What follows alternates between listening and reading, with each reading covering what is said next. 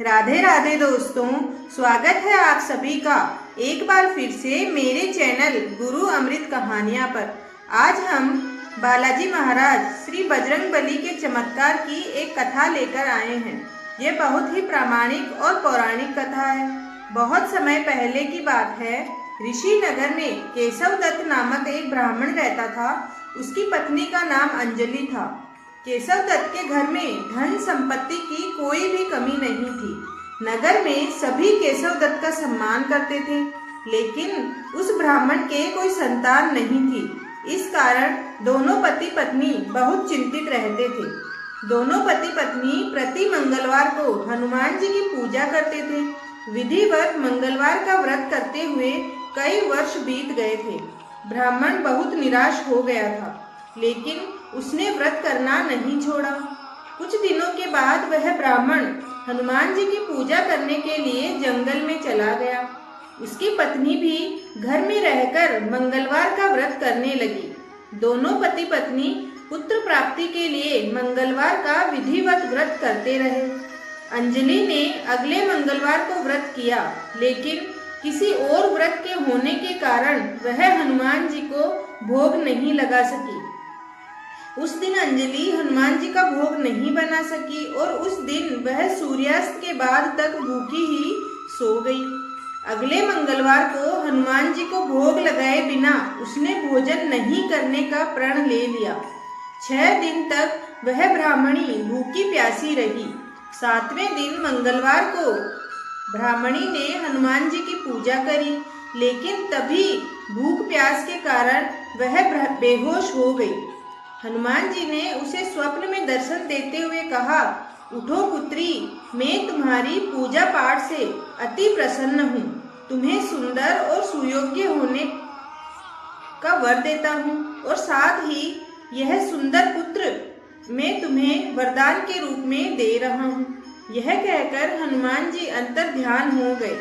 तत्काल ही ब्राह्मणी उठकर हनुमान जी को भोग लगाया और स्वयं भी भोजन किया। हनुमान जी के अनुकंपा से अंजलि ने एक सुंदर शिशु को जन्म दिया। मंगलवार को जन्म लेने के कारण उस बच्चे का नाम मंगल रखा गया। कुछ दिनों बाद अंजलि का पति घर लौटकर वापस आया। उसने मंगल को देखा तो अंजलि से पूछा, यह सुंदर बच्चा कौन है और किसका है?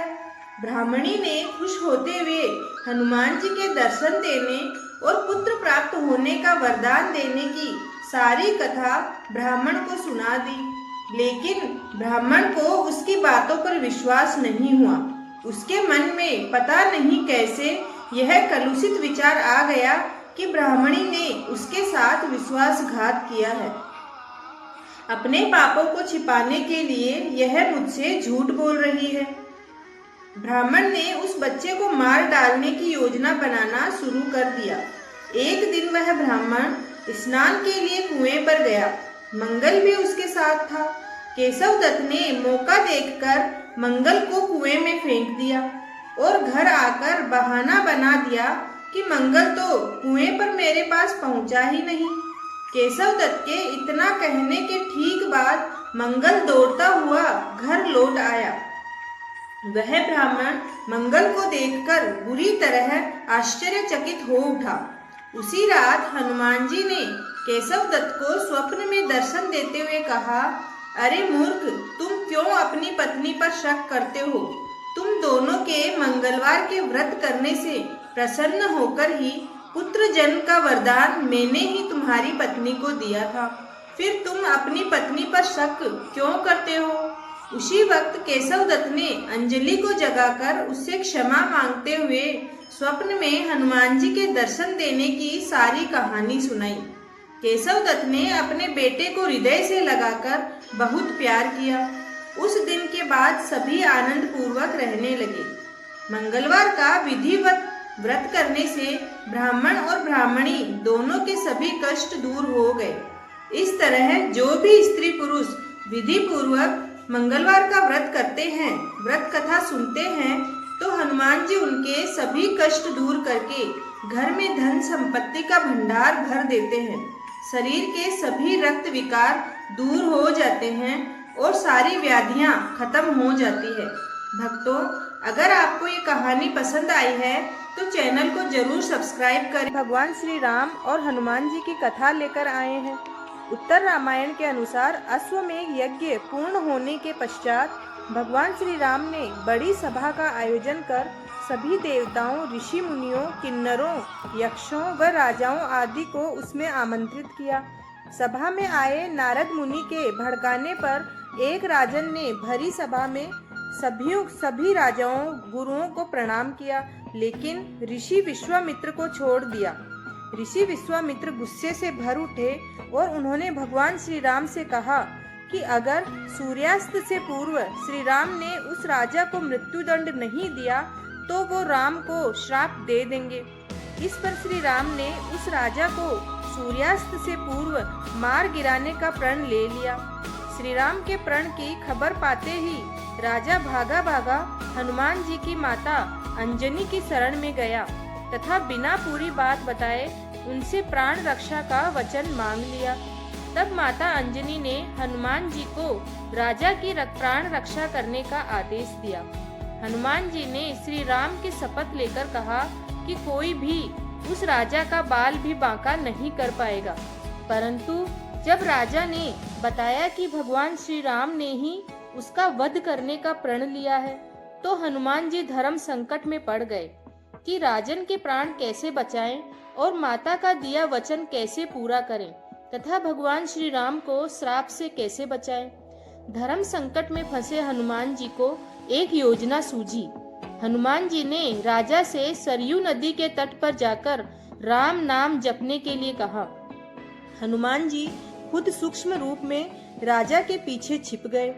जब राजन को खोजते हुए श्री राम सरयू तट पर पहुँचे तो उन्होंने देखा कि राजा राम राम जप रहा है। प्रभु श्री राम ने सोचा, ये तो भक्त है, मैं भक्त के प्राण कैसे ले लूं? श्री राम ने राजभवन लौटकर ऋषि विश्वामित्र से अपनी दुविधा कही।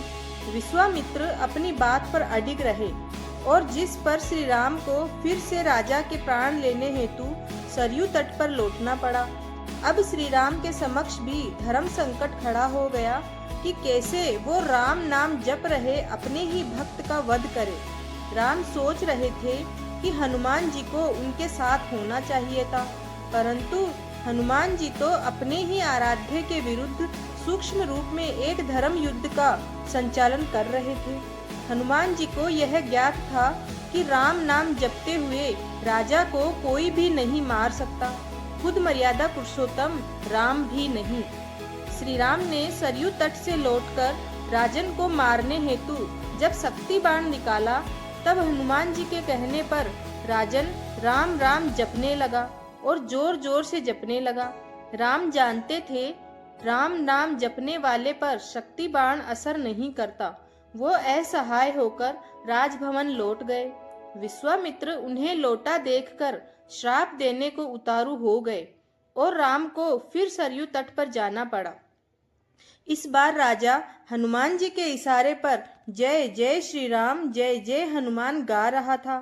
प्रभु श्री राम ने सोचा कि मेरे नाम के साथ साथ ये राजन शक्ति और भक्ति की जय बोल रहा है, ऐसे में कोई अस्त्र शस्त्र इसे मार नहीं सकता। इस संकट को देखकर श्री राम मूर्छित हो गए। तब ऋषि वशिष्ठ ने ऋषि विश्वामित्र को सलाह दी कि राम को इस तरह संकट में न डालें। उन्होंने कहा कि श्री राम चाहकर भी राम नाम जपने वाले को नहीं मार सकते, क्योंकि जो बल राम के नाम में है वो खुद राम में भी नहीं है। संकट बढ़ता देखकर ऋषि विश्वामित्र ने राम को संभाला और अपने वचन से मुक्त कर दिया। मामला संभलते देखकर राजा के पीछे छिपे हनुमान जी वापस अपने रूप में आ गए और श्री राम के चरणों में आ गिरे। तब प्रभु श्री राम ने कहा कि हनुमान जी ने इस प्रसंग से सिद्ध कर दिया है कि भक्ति की शक्ति सदैव आराध्य की ताकत बनती है तथा सच्चा भक्त सदैव भगवान से भी बड़ा रहता है। इस प्रकार हनुमान जी ने राम नाम के सहारे श्री राम को भी हरा दिया। उन्होंने अपनी माता को दिए वचन का पालन किया, राजा के प्राणों की रक्षा की, प्रभु श्री राम को श्राप से मुक्त कराया तो देखा भक्तों, हनुमान जी ने अपनी भक्ति की शक्ति से भगवान श्री राम को भी हरा दिया। अगर आपको ये कहानी पसंद आए तो चैनल को लाइक, शेयर एंड सब्सक्राइब जरूर करें और कमेंट में जय श्री राम, जय श्री हनुमान लिखना ना भूलें। धन्यवाद।